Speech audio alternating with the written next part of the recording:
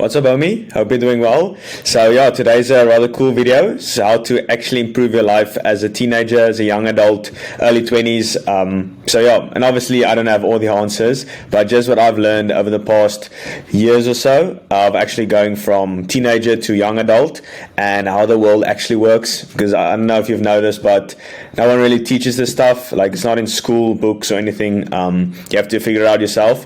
But yeah, I just thought I'd share some lessons and some things you might want to start as early as possible so that you can guarantee a good life in the future. So yeah, obviously, as I said, I don't have all the answers, but yeah, I've been doing pretty good recently. So yeah, I thought I'd share it with you guys. Yeah, so first slide. As always, the world will ask you who you are, and if you don't know, the world will tell you. So at a very young age, you should start to form like an identity for yourself and actually build an identity and not just conform to what society says who you are.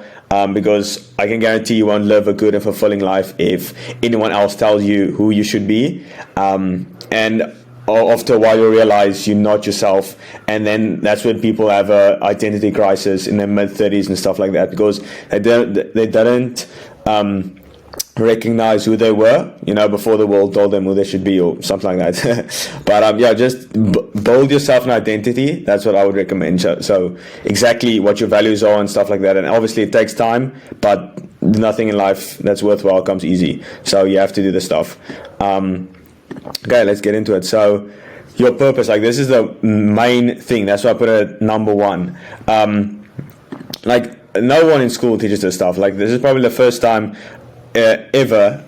I mean, you don't hear this in stuff in school, probably in other YouTube videos and stuff like that, but that's why I put this slide at number one, because it's extremely important. You have to discover this now, and obviously purpose is like an onion, okay? So there's layers, and every layer is like your outer purpose. So, and your core purpose, you won't realize that until way later in your life, but there's like this lingering problem in your mind that you want to solve. That's like your outer purpose that you have to crack and actually solve before you can dive deeper into your core purpose. So pretty easy exercise what you can do is just ask yourself why 7 times. So it's in Simon Sinek's book, not quite sure, I think seven why, I'm not quite sure what the name is. I'll get it somewhere.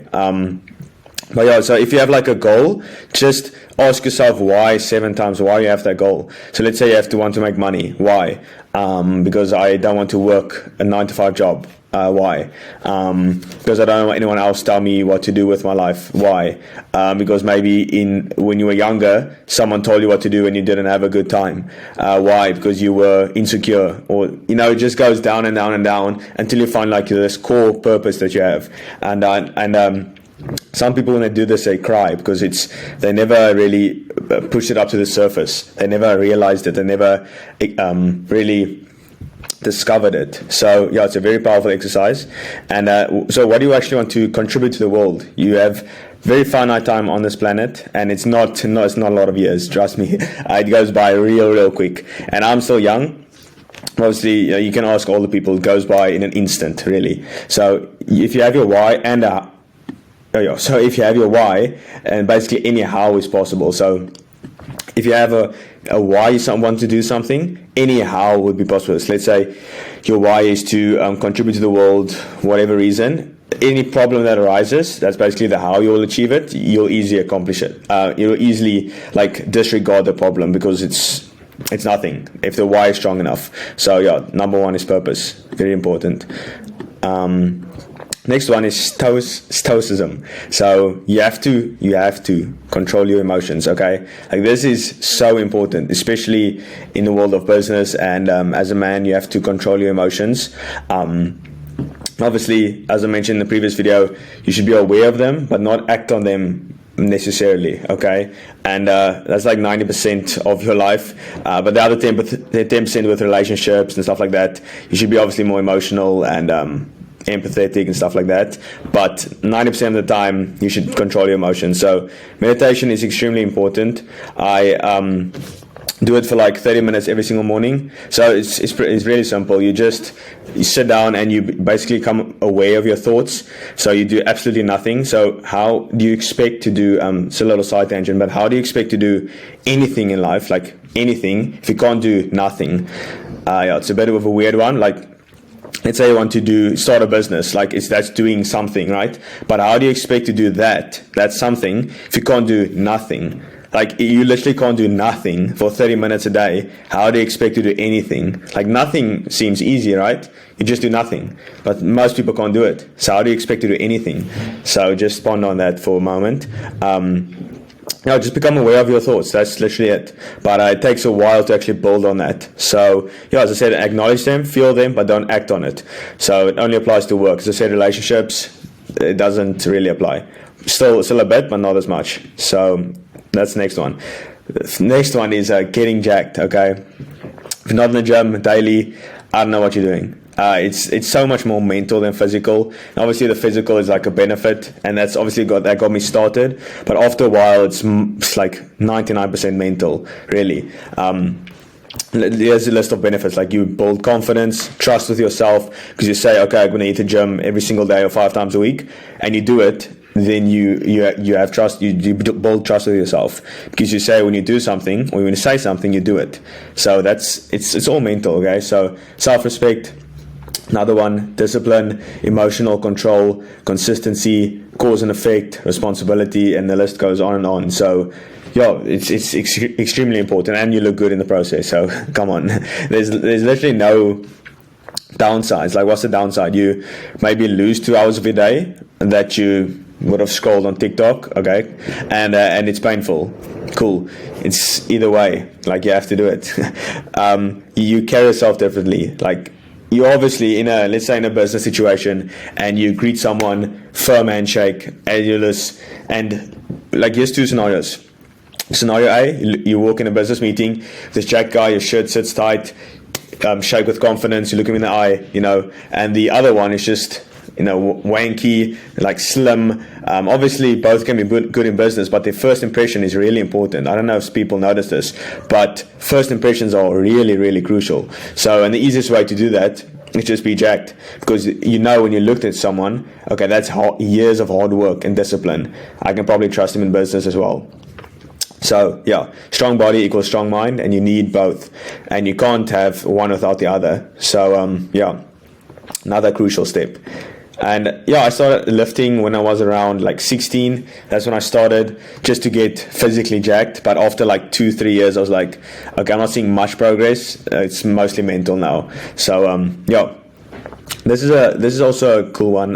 Your mindset, okay, and it's difficult to explain, but you have to start as early as possible with this. I would recommend start reading books on mindset, on how the mind works, the psychology of human beings.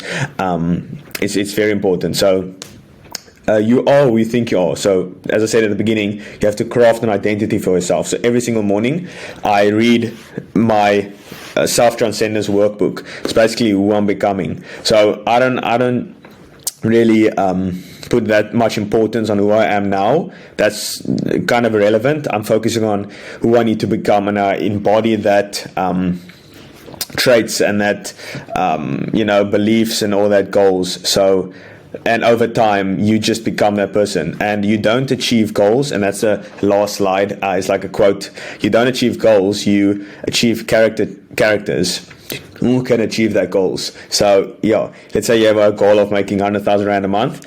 That's not the goal. The goal is to become the person who can achieve that. Okay. So,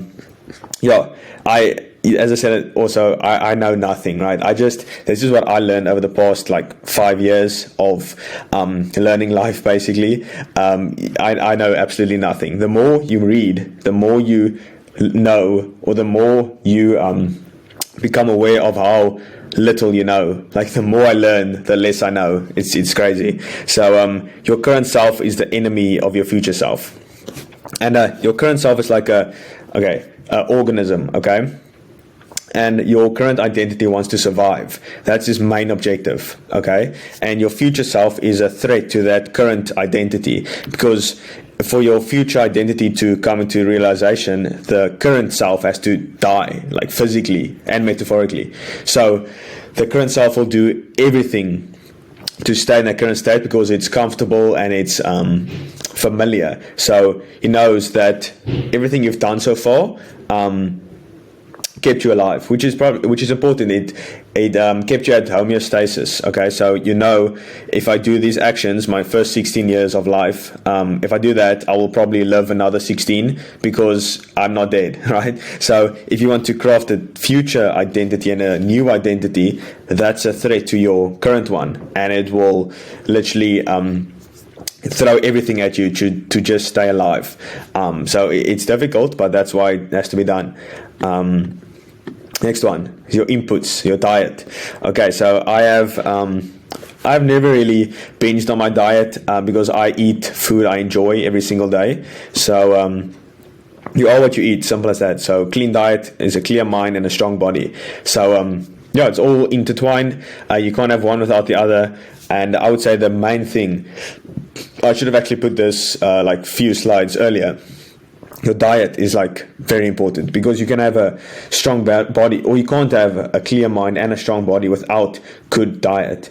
And even your diet influences your mind, because let's say you eat a lot of junk food, you're not going to be as sharp, and you're going to be very lethargic, and you're going to feel sluggish, and you're not going to be put in your best work. So your diet is actually like number one probably. So that fuels everything else.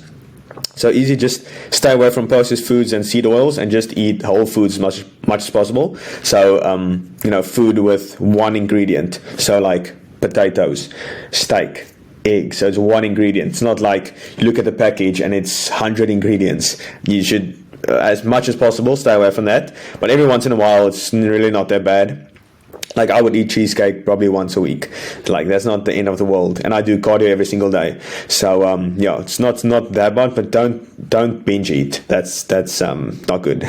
But high protein is the way to go, especially when you want to get jacked as well. So next one. Okay, so I started this rather late in my. Oh no, I wouldn't say late. It's late is rather relative. I mean, some people make money at 16, some at 30, which is early. Like it's all relative, right? But you are very much influenced by people who make money online, and all these guys make money online are extremely young. So that's why I said it's kind of late, but it's relative. So you have to. Making money is a skill, and your bank account is a direct reflection of how good your money making skill is. So look at your bank account, how much is in there. That's a direct reflection of your money making skills. So just look at it. You can't really deny the facts, okay? So if it's low, you don't know how to make money, and if it's high, you know how to make money. So it's easy as that. So here's just a very simple analogy you can use. So provide value to the marketplace, and no one cares about your piece of paper. Like if you just show a piece of paper, but you can't showcase results, why would I hire you? Like how are you going to make me more money? Doesn't really make sense. You have to showcase how you can make them money, and then you take a portion of that. It's a partnership. Like a paper is just, it showcases that you can study for 8 hours a day. It doesn't really show anything else. It doesn't show that you can provide value to a company.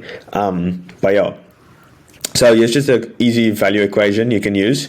So dream outcome is number one. And obviously I didn't come up with this, is Alex Hormozi, a very famous entrepreneur online. So the top of the equation you want to increase, and the bottom of the equation you want to decrease, and that's how you provide as much value as possible. So like infinite value is where the time delay and effort is like zero.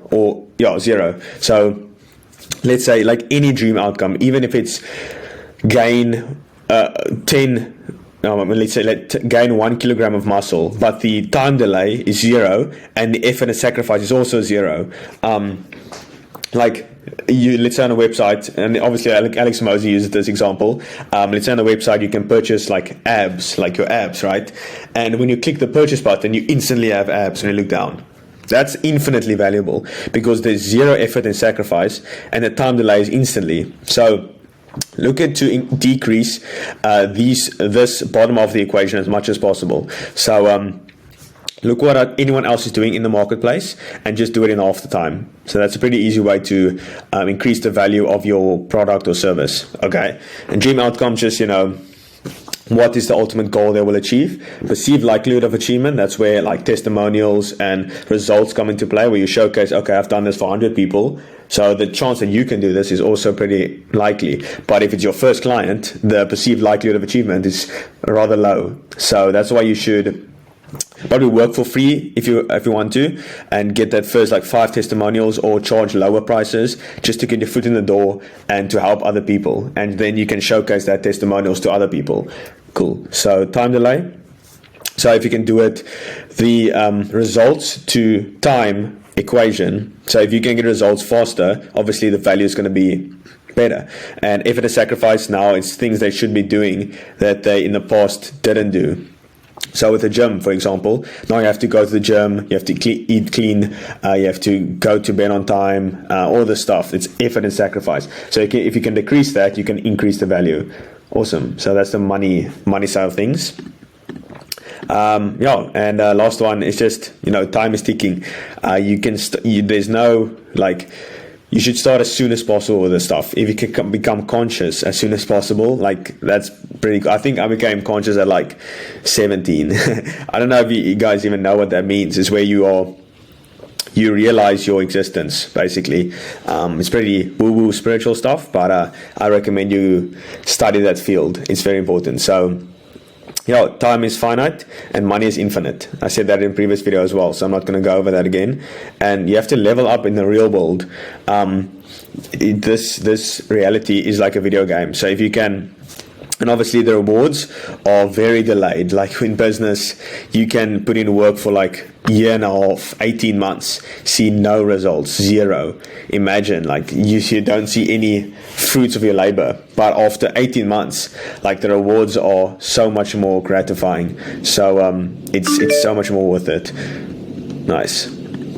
So it's so much more rewarding than in a video game. It's basically the same. It's both a video game, like real life and video game. It's both a video game, but in the video game you receive or you achieve the results aren't what should I call it, tangible. It's not, you can't really experience it, but that's why you get so happy when you actually achieve results in a video game, because it's instantly gratifying you. But in real life, the rewards are much greater, but it just takes a while. So that's the only downfall of that. But and this is the quote that I mentioned at the middle of the video. So don't set goals for what you will achieve. Set goals for who you need to become. Don't set a goal of being generating $1 million just for the hell of it. Set the goal of achieving $1 million for who you need to become. Imagine the guy who you need to be to generate $1 million. That's a pretty cool guy, right? If you right now, I don't have $1 million in my bank because I'm not the guy who can do it. So every day I need to work towards that ideal. So that self-transcendence workbook, I have to look at that daily, who I need to become to achieve that. I don't have to learn, obviously that's a part of it, but that's the 80-20. 20% of it is the systems and all that jazz, but 80% of it is the identity side. So, it's not easy, but obviously it's worth doing. Okay, so it's a little video for today. It's a pretty good one. I have a call after this, so hopefully it goes well, and then I'm going to eat some boxing session. So enjoy the rest of your day, and I'll see you next week.